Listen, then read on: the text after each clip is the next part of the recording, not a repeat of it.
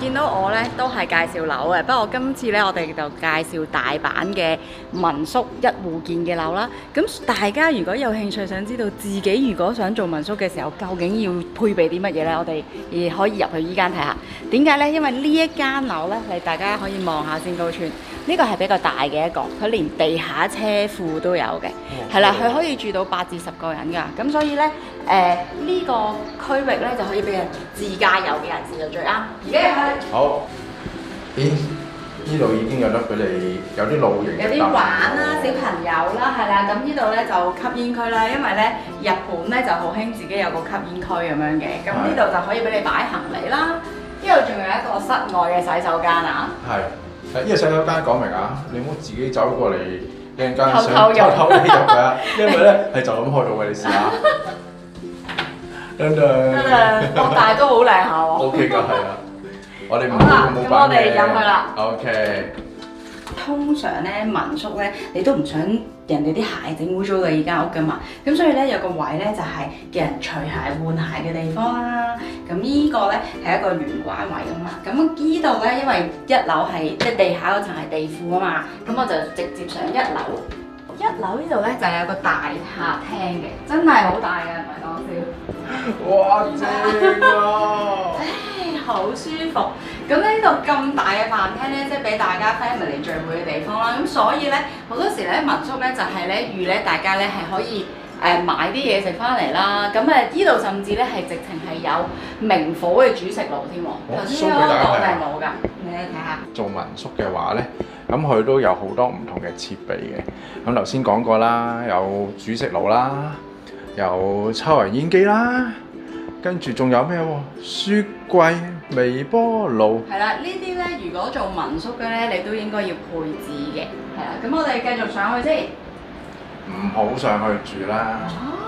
掃埋個洗手間先啦。好。介紹翻先洗手間。點解要介紹咧？都要介紹嘅，因為咧其實咧好多時咧日本嘅民宿咧個洗手間咧係設一層喺嗰個客廳嗰度嘅啫，咁所以咧，如果你上去瞓覺要去洗手間就要落翻嚟啦。咁跟住呢度咧就係刷牙洗面啦，連埋浴室嘅地方，同我哋之前另外一個格局好唔同啦，係咪？但係刷牙洗面同沖涼咧都係同一個 area 嚟嘅。呢度咧好寬敞，比起平時咧一啲日本嘅洗手間啊或者走廊咧闊落好多。因為呢個係大單位啊嘛，呢個係大單位係啦。咁有啲都係啦，可以有啲小心思啦，連房都可以做埋俾大家，即係諗住你，喂有冇食多咗啊？要做翻少少運動。咁呢個房應該收埋佢好啲啊！咁我哋就繼續上去2樓睇下啲房後景係點嘅先。好，由頭先嘅客廳上多一層，咁呢度咧就係房間嘅位置啦。咁我哋睇睇呢度先啦。噔噔，呢個咧採用東南亞風啊，好似我哋去咗泰國咁。係，就係西式嘅啦。咁呢個係一個可以放到雙人床嘅單位啦。跟住哇，你睇下佢啲，即係收埋個人都仲得啊！好深喎！你企入去，好深啊！我唔好企啦，費搞到人哋嘢。同埋呢一度成個櫃係頂天立地，做咗一個大衣櫃。其實咧，我相信自己住都好開心啊！係。俾你愛嚟放儲物咧，係可能咧收下啲行李箱啊，同埋床單被鋪，係啦。好，咁我哋睇埋另外一邊啊。好。哇！哦，呢個係一個和式嘅。係。咁佢而家咧就擺咗一個床啦，一個床褥啦。咁但係咧，佢咧就有個呢度一個床啫。但係如果多咗有啲朋友仔嚟嘅，可以呢度鋪多都可以鋪，都可以。同埋佢就有個少少嘅格局咧，就係可以俾人飲茶啊、傾偈嘅地方啦。得意嘅地方咧就係嗱，其實呢一個民宿嘅屋主咧，佢就好貼心啦。好有心思㗎。點解咁講咧？因為佢會加埋你最容易。係啦。雖然可能上網都做到，但係你唔好理，人哋有心思，係啦。有埋啲道具添喎，仲要。同埋咧，佢有好多套俾你揀嘅。係啊，佢所以預咗咧，真係一家大細，呢度有小朋友嘅浴衣。睇下先。哇，好靚喎！即高川你應該着女仔嘅浴衣睇下。我哋睇埋最後一層，最高嗰層。最高嗰層添啊，就先係。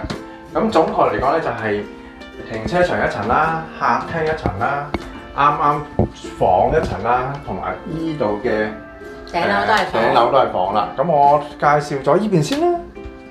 哇！呢度係一個全和式嘅空間喎。冇錯。咁點解冇晒啲嘢嘅咧？高川因為特登咧 show 俾大家睇，如果我哋有好多人出現嘅話咧，咁基本上有時去日本咧，可能一家大細去噶嘛，有幾個家庭噶嘛，咁幾個家庭咧，可能依度就一個家庭，頭先嗰個係第二個家庭，咁可能2、3個家庭就已經可以租住依度啦。呢個係一個可以咧拎走啲被鋪嘅時候就係遊樂室啦。咁跟住呢度咧，佢都已經設置咗啲被鋪俾你啦。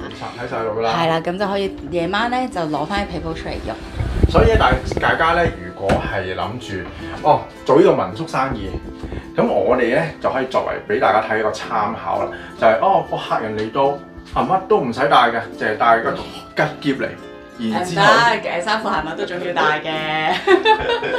咁帶個吉喼嚟，跟住咧喺度 shopping，乜嘢都唔使帶。譬如牙膏、牙刷啊、毛巾啊，所有嘢都唔使帶嘅。佢呢一個屋主咧已經好細心，樣樣都搞掂晒。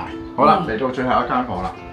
好，呢間都係一間雙人房啦。咁有啲又係嗰啲東南亞風味嘅一個 style 嘅。好，連呢度咧出邊咧仲有一個小露台啦。小露台咧都幾有心思嘅，佢整埋啲太陽能嘅燈咧，其實夜晚咧喺度欣賞風景都 OK 嘅。雖然呢個風景咧就普遍嚟講咧就普普通通啦，都係啲矮嘅樓景，但係起碼咧就唔會有遮擋嘅。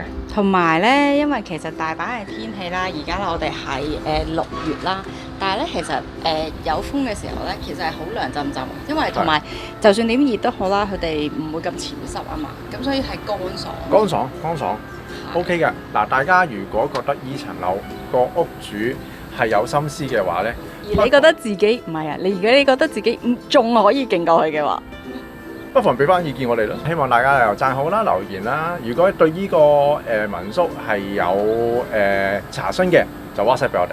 係啦，想買大阪嘅民宿樓，記住揾我哋啦。好啦，再見啦。我哋下集見啦。好啦，拜拜。